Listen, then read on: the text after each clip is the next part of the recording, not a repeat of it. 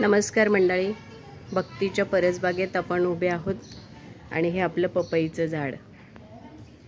बऱ्याचदा आपण पाहिलं याला अनेक पपया लागलेल्या होत्या, पण शेवटी प्रत्येकाचं काही लिमिट असतं, मर्यादा असतात.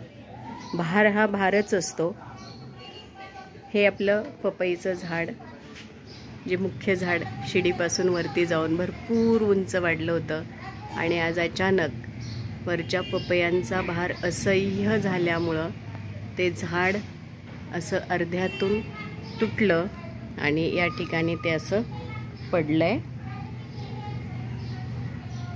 बरोबर अर्ध्यातून ते झाड मोडलंय आणि हे असं आपल्या कंपाऊंडवर ते कललंय. आता त्याला किती पपया होत्या तुम्ही बघाल. हे बघा, इतक्या साऱ्या पपया. आणि झाडाचं म्हणजे गुरुत्वाकर्षण बल या ठिकाणी आपल्याला दिसतंय की गुरुत्वाकर्षण बलामुळं ते झाड, त्याचा तो भार असह्य झाला आणि हे झाड तुटलंय. आता या कच्च्या आणि कोवळ्या पपयांचं नेमकं करायचं काय पाहूया, काहीतरी मार्ग काढूया.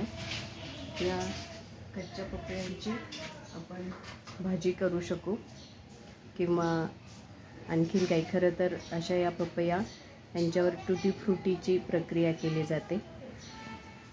पण झालंय असं खरं, भक्तीच्या परसबागेतला हा रविवार अशा पद्धतीने